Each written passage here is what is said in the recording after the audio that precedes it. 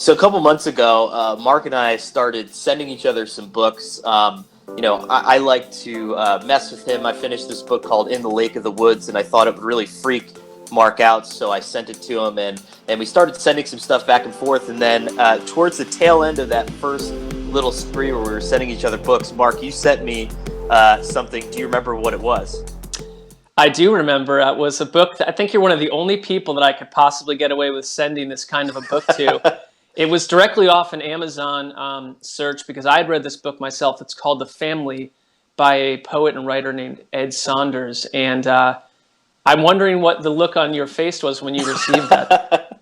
What I really liked about it was one of these days where we had some couple friends over. It was sort of this quaint little like pizza dinner party kind of thing, and I had opened it in front of a couple people. I was like, "Oh, so my coworker sent me something in the mail," and then it's just a book about like one of the most gruesome murders in American history, and everyone's like, "Oh, yeah, he seems like a cool guy." But anyway, the reason that I asked you that is because today, August 8th and August 9th, we're recording this on the 9th, it turns out to be the 48-year anniversary of the Manson family murders and everything that happened there. And after diving into that book that you got me, like you said, the guy is part writer, part poet, but he's just totally plugged in on this, and it opens up just a bottomless black hole of possibilities, not only about crime, like true crime people, but American history people, I think, can get totally into this too.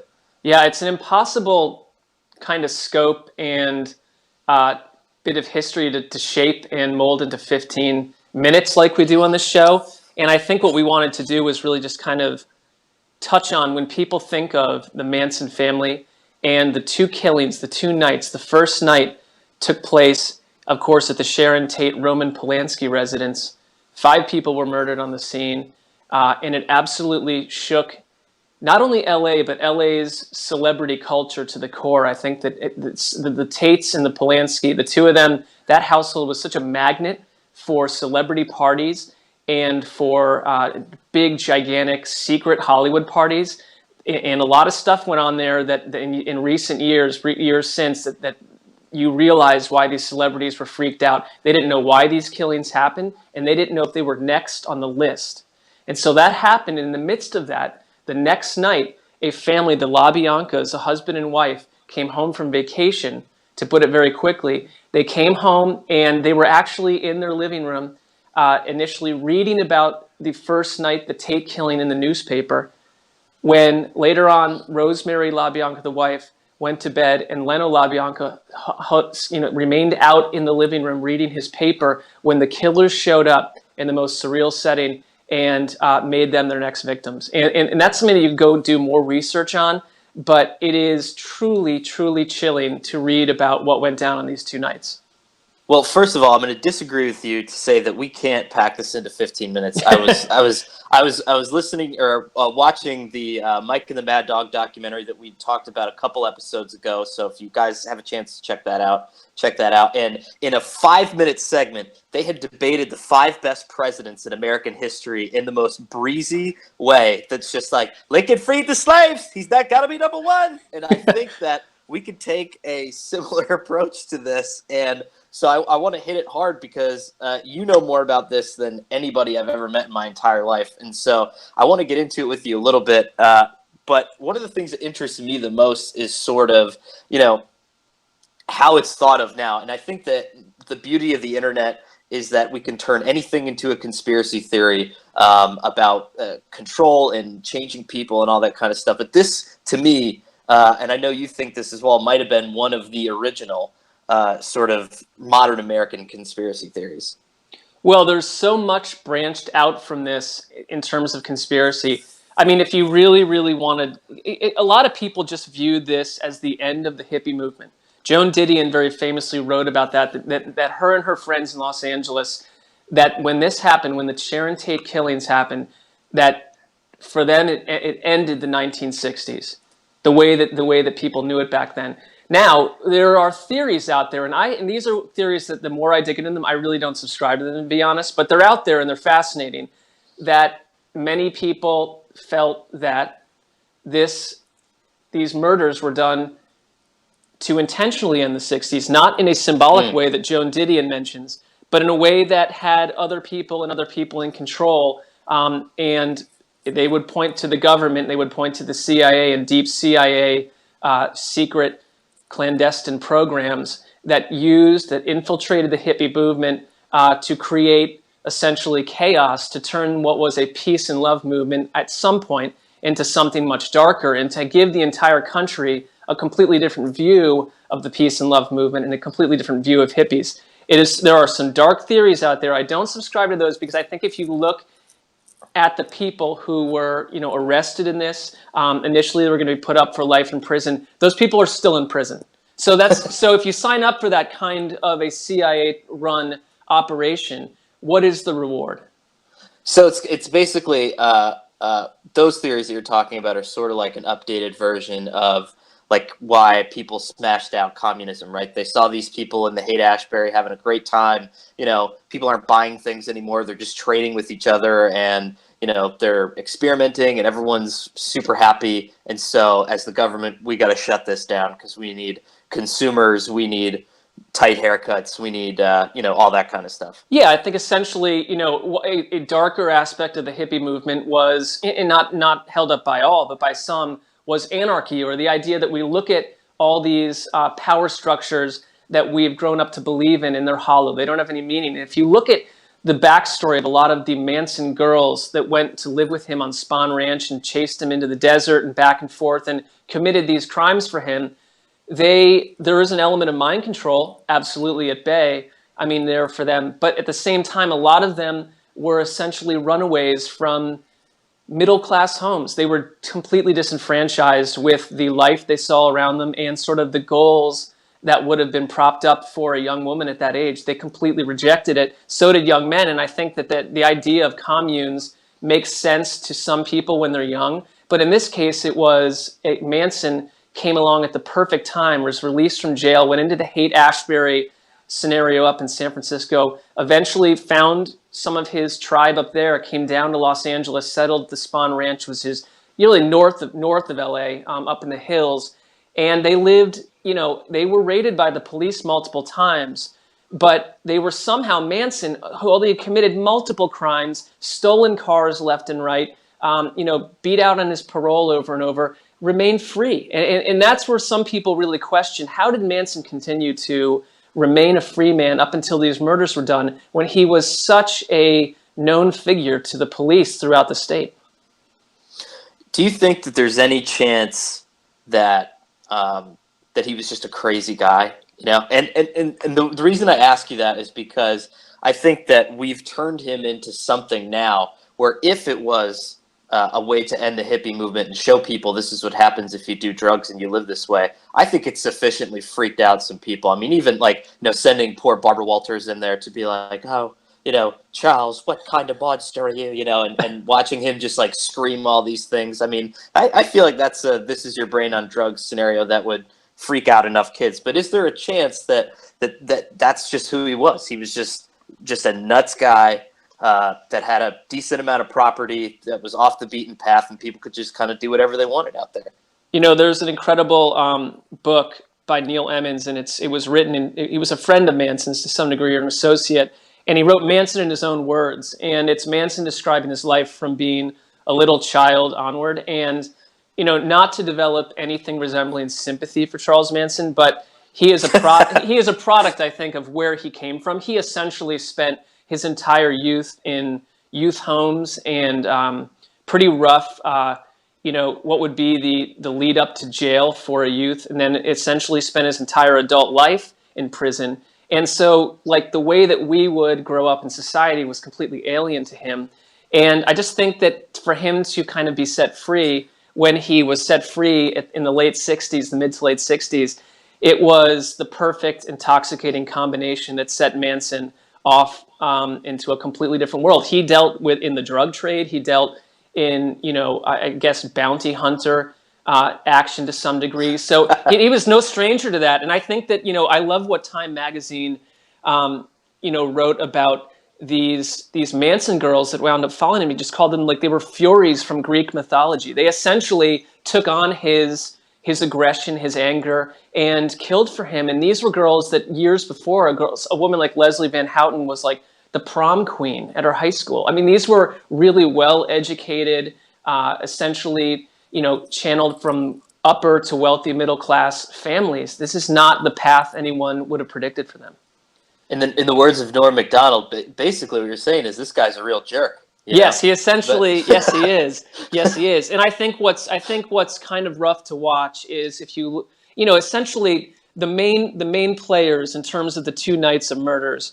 Patricia Krenwinkel and Susan Atkins were at the Tate household, along with a woman named Linda Kasabian, who got scared and stayed behind, and essentially was used as a witness by the prosecution, and essentially given freedom after that. But the next night, pulled in Leslie Van Houten along with Krenwinkel again. And Van Houten is someone that people wonder, should she go free because she essentially stabbed a dead person. Now, she does not go free because the Tate family, number one, and this is to their power, have fought very hard to keep every one of these people behind bars, and not a single one of them have been set free. They're the longest running female prisoners in the state of California, these Manson girls. What now? I mean, imagine it's all over, right? And what was happening, what they were feeling back then, because one of the cool things, not cool, I guess, but fascinating things for me was watching some of the documentaries from back then and them saying things like, well, we'll do anything for him because he absorbs all of our fear and he absorbs all of our pain and all this stuff. And really it was like a deity almost, the way that they viewed him.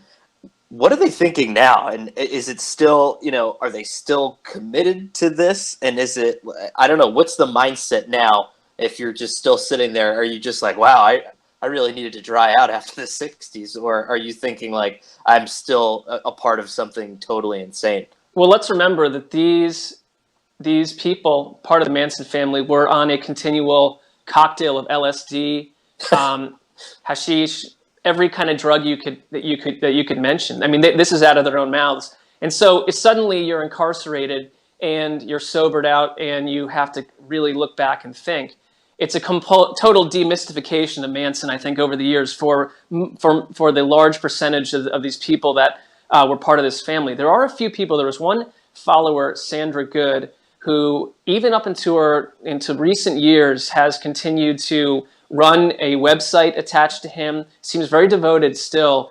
Squeaky Fromme, of course, who attempted to take a shot at Gerald Ford, and was part of like another completely different crime with that assassination attempt, was very loyal to Manson, very loyal after the years. They continued to live up at that ranch for a while and really preach his gospel because they did view him as a Christ figure. There's no way around that they mention that. And so your word, they talk about absorbing pain, and he would really break them down and talk about the utter meaninglessness of sort of feelings and emotions that really, one of his songs, of course he was a musician, he had a song of All Is One, and it was just these haunting female voices singing these childlike lines over and over. And he would really, I think, drumbeat this into them day to day, day after day. And like his anger, though, started to grow because he initially came to LA, according to the myth, to become a singer-songwriter. And when that failed, it's important to remember that the producer, Terry Melcher, who lived up in the Sharon Tate and Roman Polanski house before they did, that Manson went up to that property. He had been up there before. And there are a lot of people that claim that he and Sharon Tate had met each other, and that one of the females that died in the Tate house, Abigail Folger, who was the heiress to the Folger coffee fortune. Yeah, exactly. Yeah. That she had contact with Charles Manson up in Northern California because she was funding or giving massive contributions to essentially a free clinic up in the Haight-Ashbury area or the San Francisco area that a lot of these Manson girls went to back in the day. So there's all these incredible, if you really want to break it down, there's these stupefying links between various killers involved and various victims, and of course in the celebrity sort of orbit around them. That there was, according to Dennis Hopper, I'll read this one quote from Dennis Hopper, the actor who was around at that time. He said, "They at the Tate House had fallen into sadism and masochism and bestiality, and they recorded it all on videotape too. The LA police told me this. I know that 3 days before they were killed, 25 people were invited to that house. for a mass whipping of a drug dealer from Sunset Strip who'd given them bad dope. One of the huge theories was that the killing up at that property had to do with a drug burn.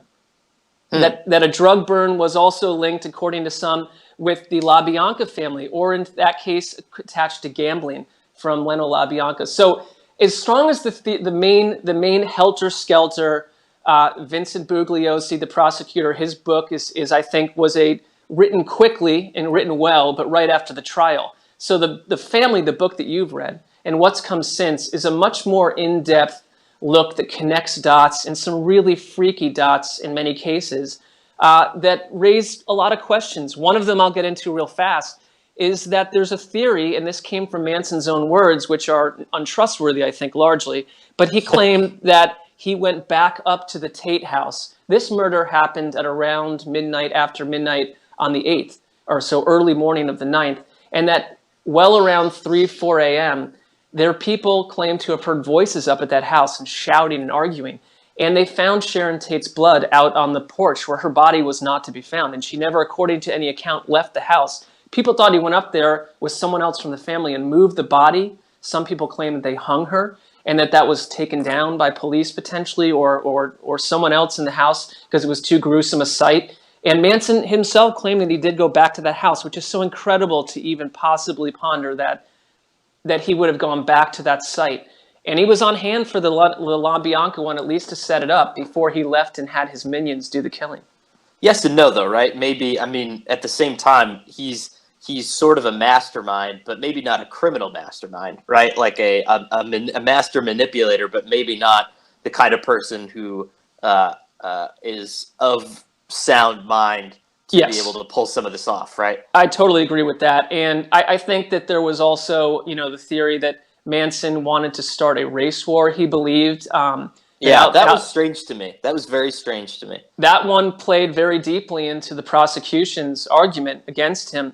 And that's why, though, they talk about, if you look at on the front door of the Tate house in Sharon Tate's blood, they wrote the word pig. And then at the LaBianca house, there was other stuff written there, essentially on the wall: rise, R-I-S-E, and death to pigs, and it's spelled incorrectly helter skelter, which of course is a Beatles song. And in Manson's obsession with the Beatles and his belief that the Beatles were speaking to him on the White Album, there's just so many incredible and freaky connections to pop culture and that time back then, which really America will never see a time like that ever again. We could totally play this. You connect enough dots, and all of a sudden you solve two birds with one stone, and you can figure out where the original Paul McCartney is too. That's right. Somewhere in there. Tying back to our first ever episode. Yes. Like we said, it's so hard to kind of boil all this down, but based on everything that you've read, what do you want to believe? And obviously this is not, like some people make this a celebrated thing. This was a horrible, terrible thing that happened, but like you had said, a lot of this defined an era for a lot of people. What do you want to believe was actually the real reason why everything happened? Well, I want to believe what really happened, and I'm not sure that I know. I guess, in theory, the easiest thing to believe would be that this was not a one-off, but a two-off killing that would not be duplicated again in the same way.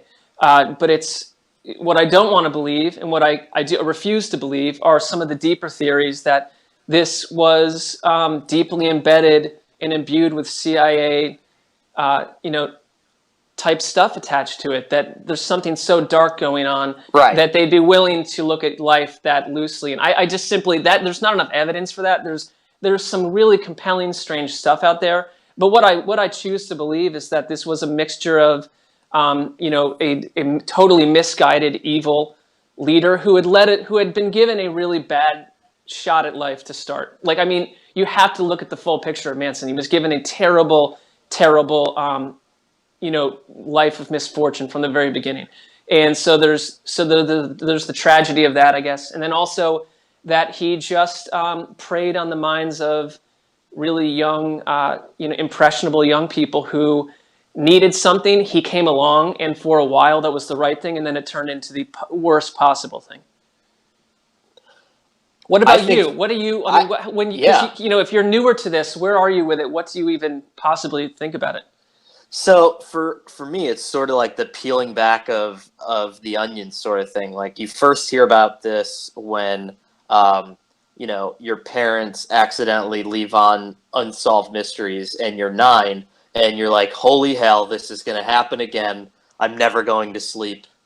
Again for the rest of my life. There are people like this out there. But then, through the benefit of time, you get to look at everything historically and the scope of all that, and being as obsessed as I am with the late 60s, it does like freak me out that maybe we missed out on something that was happening there at that time because somebody didn't want it to continue. You know what I'm saying? Like there was maybe a period in history that will never be experienced again that we didn't get a chance to enjoy, and that was the end. And so thinking about it that way. Sort of just puts it in an entirely different perspective. It brings it way out of murder mystery, and that's kind of how I try to look at it now. Yeah, I mean, I one thing I will say, and not tied to this case specifically, but there are documented CIA movements of operatives infiltrating the hippie movement for much of the 60s. And it would make sense. Police do this. And when we see that in a movie, it makes complete sense to us that the CIA was trying to upend the hippie movement for a very long time.